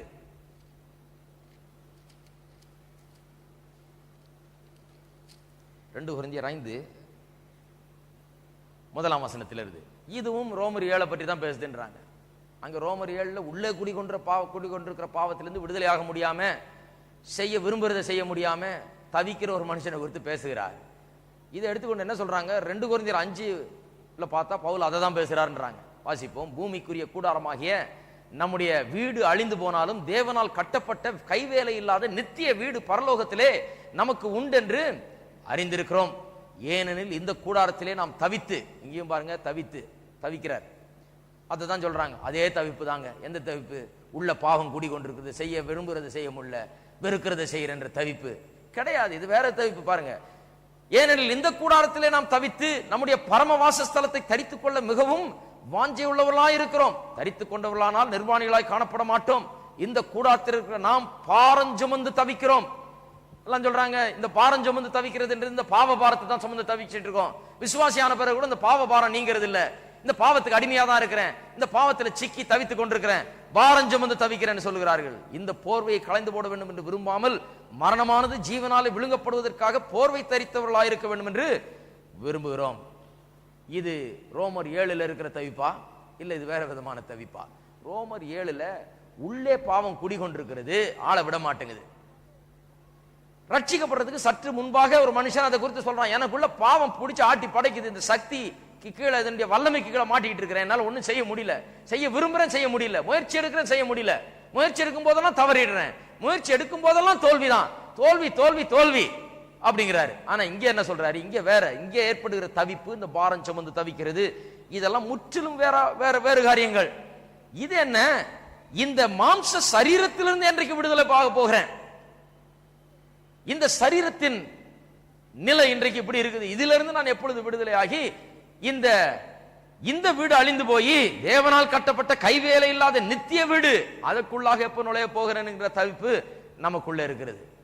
இந்த சரீரம் போய் பூரணமான அழிவில்லாத சரீரம் உண்டாக போகிறதே, அதற்காக நாம் தவித்து ஏங்கி கொண்டிருக்கிறோம். அந்த சரீரத்தில் நோய் இல்லை, அந்த சரீரத்தில் வலி இல்லை, வேதனை இல்லை, அந்த சரீரத்தில் அழியாத சரீரம், நெருப்புல தூக்கி போட்டாலும் வேகாதது, அது தண்ணில தூக்கி போட்டாலும் சாகாது, சாகாமை உள்ள சரீரம். அந்த சரீரம் வருவதற்காக அது கிடைக்கும்படியாக நாம் ஏங்கி தவித்துக் கொண்டிருக்கிறோம். அந்த பாரத்தை நாம் சுமந்து கொண்டிருக்கிறோம் என்று வேதவசனம் சொல்லுகிறது. அந்த பாரம் எந்த பாரம்? இந்த இப்படிப்பட்ட சரீரத்தில் வாழ்ந்து கொண்டிருக்கிறோம். இந்த சரீரம் மீட்பு அடையல பாருங்க, நம்முடைய ஆவிதான் மீட்பு அடைந்திருக்கிறது. ஆவி புதிதாக இருக்கிறது, புதிய சிருஷ்டியா இருக்கிறது, மனம் புதிதாய் கொண்டே இருக்கிறது. சரீரம் எப்போ மீட்புடையதாக மாறப்போகிறது? சரீரம் எப்போ புது சரீரமா மாறப்போகிறது? இயேசு வரும்போது கண் இமைக்கும் பொழுதிலே வேதம் சொல்லுகிறது, நாம் மறுரூபமாக்கப்படுவோம். எந்த விதத்தில் மறுரூபமாக்கப்படுவோம்? இந்த அழிவுள்ள சரீரம் அழியாமையை தரித்துக் கொள்ளும், சாவுள்ள சரீரம் சாகாமையை தரித்துக் கொள்ளும். அந்த மாற்றம், this bodily change, இந்த சரீரத்திலே மறுரூபமாகிறது என்பது இயேசு வரும்போது நடக்க போகிற ஒன்று. அதற்காக நாம் ஏங்கி தவித்துக் கொண்டிருக்கிறோம். அதைத்தான் பேசுகிறார்கள் இங்க. இதுக்கும் உள்ள குடி கொண்டிருக்கிற பாவத்துக்கும் சம்பந்தமே கிடையாது. பாருங்க,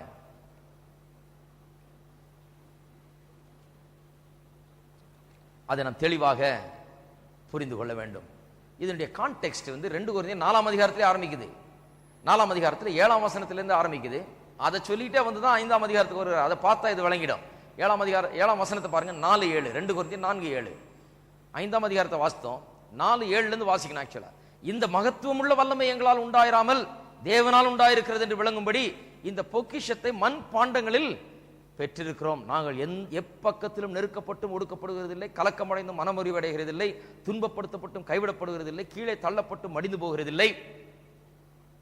கர்த்தராகிய இயேசுவினுடைய ஜீவனும் எங்கள் சரீரத்திலே விளங்கும்படிக்கு இயேசுவின் மரணத்தை எப்பொழுதும் எங்கள் சரீரத்தில் சுமந்து திரிகிறோம். எப்படி எங்கள் சாவுக்கிரமான எங்கள் மாம்சத்திலே, கவனிங்க, சாவுக்கு ஏதுவான எங்கள் மாம்சத்திலே இயேசுவினுடைய ஜீவன் விளங்கும்படிக்கு உயிரோடு இருக்கிற நாங்கள் எப்பொழுதும் இயேசுவின் நிமித்தம் மரணத்துக்கு ஒப்பு கொடுக்கப்படுகிறோம். இப்படி மரணமானது எங்களிடத்திலும் ஜீவனானது உங்களிடத்திலும் பேலன்ஸ் செய்கிறது. இப்படியே பேசிக்கொண்டு வந்து 16ஆம் வசனம் கவனிங்க. ஆனபடினாலே நாங்கள் சோர்ந்து போகிறதில்லை, எங்கள் புறமான மனுஷன் அழிந்தும் உள்ளான மனுஷனானது நாளுக்கு நாள் புதிதாக்கப்படுகிறது. இந்த உலகத்தில் கிடைக்கிற பிரச்சனைகளை பற்றி பேசுறாரு அவர். போராடலாம், அடிக்கிறாங்க, சுவிசேஷ பிரசங்கம் பண்ணா கல்லெறிஞ்சு துரத்துறான், அடிக்கிறான், ஜெயிலில் போடுறான், கையை காலை கட்டி போட்டு அடி அடின்னு உதன்னு உதைச்சு ஜெயிலில் தூக்கி போடுறாங்க. அதை பற்றி சொல்றாரு. எங்கள் புறமான மனுஷன் அழிந்தும் உள்ளான மனுஷன் நாளுக்கு நாள் புதிதாக்கப்படுகிறது. இந்த சரீரத்தில் வேதனை தாங்க முடியல, அடி உத வாங்கி வேதனை தாங்க முடியல, வாரநாள் அடிக்கிறாங்க, துன்புறுத்துறாங்க. இந்த உலகத்தில் எப்படிப்பட்ட காரியங்கள் இருக்கிறது. மேலும் காணப்படுகிறவில்லை அல்ல, காணப்படாதவில்லை நோக்கி இருக்கிற நமக்கு அதிசீக்கிரத்தில் நீங்கும் லேசான நம்முடைய உபத்திரவம் மிகவும் அதிகமான நித்திய கன மகிமையை உண்டாக்குகிறது. ஏனெனில் காணப்படுகிறவைகள் அநித்தியமானவைகள், காணப்படாதவைகளோ நித்தியமானவைகள். அதை சொல்லி தான் இப்ப சொல்றாரு, பூமிக்குரிய கூடாரமாகிய நம்முடைய வீடு அழிந்து போனாலும் தேவனால் கட்டப்பட்ட கைவேலை இல்லாத நித்திய வீடு பரலோகத்தில் நமக்கு உண்டு என்று அறிந்திருக்கிறோம். ஏனெனில் இந்த கூடாரத்திலே நாம் தவித்து நம்முடைய பரம வாசஸ்தலத்தை தரித்துக் கொள்ள மிகவும் வாஞ்சி உள்ளவர்களாய் இருக்கிறோம். இந்த உலகத்திலே கிறிஸ்துவுக்காக ஊழியம் செய்யும் போது பல பாடுகளை இவர் சந்திக்கிறார். பல அடி உதைகள், பல துன்புறுத்தல்கள், இதெல்லாம் சந்திச்சுட்டு சொல்றாரு, இதெல்லாம் பாடுபடும் போது நான் தவிக்கிறேன். என்ன தவிக்கிறேன்? இதிலிருந்து என்றைக்கு விடுபட்டு தேவனிடத்தில் போய் சேருவோம். இந்த சரீரம் என்றைக்கு மாற்றப்பட போகிறது, இந்த சரீரம் அழியாத சரீரமா மாற்றப்பட போகிறது, இந்த உலகமே மாற்றப்பட போகிறது, இந்த பூமியே மீட்புக்குள்ளாக போகிறது, தீமை எல்லாம் ஒழிக்கப்பட போகிறது, அதற்காக நான் தவித்துக் கொண்டிருக்கிறேன் என்று சொல்கிறார். ஆக நிச்சயமாக நமக்கு ஒரு காரியம் விளங்கிவிட்டது. அது என்ன? ரோமர் 7ஆம் அதிகாரத்திலே அந்த வசனம் 14 முதல் 25 வசனங்கள் அங்கே விசுவாசியை குறித்து சொல்லி இருக்க முடியாது. விசுவாசி அந்த நிலையில இல்லை. ரோமர் 7 சொல்றது பாவத்திலே சிக்கி கொண்டிருக்கிற மனுஷன் ரட்சிக்கப்பட வேண்டும் என்று விரும்புகிறான், ரட்சிப்பை பெற வேண்டும் என்று விரும்புகிறான். பாவத்தில் சிக்கிக்கிட்டு இருக்கிற மனுஷன் பாவத்தின் கொடூரத்தையும் அதன் வல்லமையும் உணர்ந்து பேசுகிறான். அந்த மனுஷனை குறிக்குது. விசுவாசியை அல்ல, விசுவாசியை குறிக்க முடியாது. கடைசியாக சொல்லிட்டு முடிச்சிடுறேன். 7ஆம் அதிகாரம் கடைசி வசனம், ரோமர் 7 கடைசி வசனம்.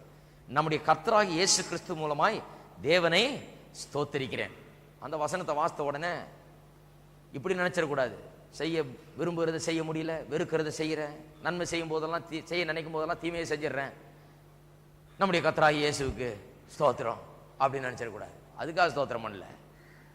ஹலோ, இருக்கீங்களா? அப்படிதான் வாசிக்கிறாங்க. விசுவாசியை குறித்து தான் அது பேசுது. விசுவாசிக்கு இந்த உலகத்தில் உள்ளே குடிகொண்டிருக்கிற பாவத்திலிருந்து விடுதலையே கிடையாது என்று எண்ணுகிறவர்கள் அப்படிதான் வாசிக்கிறாங்க. எப்படி வாசிக்கிறாங்க? எல்லாம் அப்படிதான் இருக்குது, தேவனுக்கு ஸ்தோத்திரம். ஆதலால் என் மனதினாலே நான் தேவனுடைய பிரமாணத்துக்கும் பாம்சத்தினாலேயோ பாவ பிரமாணத்துக்கும் ஊழியம் செய்யறேன்.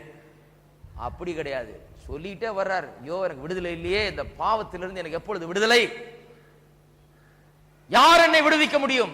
செய்ய வேண்டும் என்று விரும்புகிறதை செய்ய முடியல, வெறுக்கிறதை செய்யறேன், நல்லதை செய்யணும்னு நினைக்கும் போதெல்லாம் தீமையை செஞ்சிடறேன். பாவம் எனக்குள் குடிகொண்டிருக்கிறது, ஒரு சக்தியை போல உள்ள கிரியை செய்து கொண்டே இருக்கிறது, ஒரு பிரமாணத்தை போல. Like a law it is working in me. யார் என்னை விடுவிக்க கூடும் என்று சொல்லிட்டு திடீர்னு ஒரு இமோஷனல் அவுட்பர்ஸ்ட். கர்த்தராகிய இயேசு கிறிஸ்து மூலமாய் தேவனை ஸ்தோத்திரிக்கிறேன் அப்படின்னா என்ன அர்த்தம்? யார் விடுவிக்க போகணும்னு இப்ப விடுவிக்கிறவர்னு தெரிஞ்சுக்கிட்டேன், இப்போ அதை அனுபவிச்சிட்டேன். இப்போ கர்த்தராகிய இயேசு கிறிஸ்து மூலமாய் தேவனை ஸ்தோத்திரிக்கிறேன். ஒரு இமோஷனல் அவுட்பர்ஸ்ட். அவர் உற்சாக மிகுதி இல்ல. யார் என்ன விடுவிக்கக்கூடிய அப்பேற்பட்ட நிலையில் இந்த பாவத்தின் அடிமைத்தனத்திலிருந்து, இந்த வல்லமையிலிருந்து, இதனுடைய அதிகாரத்திலிருந்து விடுவிப்பவர் யார்? தேவனுக்கு ஸ்தோத்திரம். இயேசு கிறிஸ்துவின் மூலமாய் தேவனை ஸ்தோத்திரிக்கிறேன். அப்படின்னா என்ன அர்த்தம்? தேவன் தான் இயேசு கிறிஸ்துவின் மூலமா எனக்கு அந்த விடுதலை கொடுத்திருக்கிறார், பாவத்திலிருந்து விடுதலை அப்படின்னு அர்த்தமே ஒழிய இப்படி முடியாம வாழ்றேன் கர்த்தருக்கு ஸ்தோத்திரம்னு அர்த்தம் கிடையாது. இருக்கீங்களா? எத்தனை பேர் இன்றைக்கு சொல்லுங்க, கர்த்தரா இயேசு கிறிஸ்துவின் மூலமாய் தேவனுக்கு ஸ்தோத்திரம், இந்த பாவத்தின் அடிமைத்தனத்திலிருந்தும் அதன் அதிகாரத்திலிருந்தும் இருளின் சக்தியிலிருந்தும் விடுதலையானேன் நான் என்று சொல்லுகிறவர்கள் எழுந்து நின்று நாம் கர்த்தரை நாம் ஸ்தோத்திரிப்போம். ஹல்லேலூயா. இந்த பாவத்திலிருந்து, அதனுடைய வல்லமையிலிருந்து, அதிகாரத்திலிருந்து நமக்கு கிடைத்த விடுதலைக்காக நாம் கர்த்தரை ஸ்தோத்திரிப்போம். கரங்களை உயர்த்தி நாம் கர்த்தரை துதிப்போம், நாம் ஸ்தோத்திரிப்போம். ஹல்லேலூயா. விசுவாசி தன்னுடைய நிலையை உணர வேண்டும். பாவத்தின் அடிமைத்தனத்தின் நிலையில இல்லை. நீங்க ஆவிக்குரியற்றபடி நடந்தால் மாம்ச இச்சைகளை நிறைவேற்ற மாட்டீர்கள். உங்கள் சரீரத்தை, மாம்ச சரீரத்தை ஒடுக்கி அதை கீழ்ப்படுத்த முடியும், ஜெயிக்க முடியும், பிசாசின் போராட்டங்களை மேற்கொள்ள முடியும். இதுதான் தேவனுடைய வார்த்தையின் சத்தியம். ஹல்லேலூயா. ஸ்தோத்திரம் கர்த்தாவே, உமக்கு ஸ்தோத்திரம். ஸ்தோத்திரம் தேவனே, உமக்கு ஸ்தோத்திரம். ஓ உமக்கு ஸ்தோத்திரம் கர்த்தாவே, துதிக்கிறோம், ஸ்தோத்திரிக்கிறோம். ஹல்லேலூயா. ஸ்தோத்திரம், ஸ்தோத்திரம் தேவனே, உமக்கு ஸ்தோத்திரம். கர்த்தருடைய வார்த்தை என்று கேட்டீர்கள், தியானம் பண்ண வேண்டும். பாருங்க, அப்படியே ஏதோ பிரசங்கம் கேட்டோம் போனோம், அப்படி கிடையாது. இதுதான் உண்மையா சத்தியமா? அப்படின்னா என்னுடைய வாழ்க்கை எப்படி இருக்க வேண்டும்?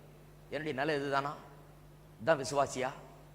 அப்ப நான் பாவத்தை மேற்கொள்ள முடியும், மாம்ச இச்சையை கீழ்ப்படுத்த முடியும், சரீரத்தை ஒடுக்க முடியும். ஆவியின்படி நடந்தா மாம்ச இச்சைகளை நிறைவேற்ற மாட்டேன். இதுதான் சத்தியம். அப்படின்றால் நான் எப்படி வாழ வேண்டும் என்பதை சிந்தித்து பாருங்கள். அடுத்த வாரம் நாம் தொடருவோம். இன்பம் வேதனை கேட்டால் நான் காரணம் சொல்வேன். என் பாவம் நீங்கிற்று வம்பன் வந்தென்னை நோக்கி எங்கே நீங்கிற்றென்றால் தெம்பாய் நீங்கிற்றென்பே. அதை கல்வாரியின் ரத்தத்தாலே மூடியாச்சுதே. அவை வானம் பூமி போல நீங்கிற்றே. அந்த மறதி கடலுள்ளே ஆழ்ந்தது நன்றே. ஆவே சுத்தமானே. கர்த்தரோடு ஆசீர்வதிப்பார். அதை கல்வாரியின் ரத்தத்தாலே மூடியாச்சுதே.